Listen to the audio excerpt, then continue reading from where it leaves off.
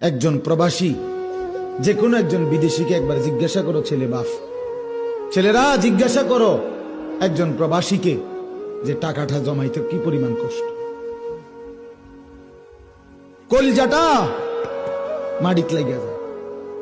আমি নিজে দেখছি তো অসংখ্যবার হজ উমরার মধ্যে কত মানুষ দেখলাম কি কষ্টে টাকা রোজগার করে, 12 ঘন্টা ডিউটি করে, 12 ঘন্টা টানা, ওইখানে কোনো ফাঁকিবাজি নেই।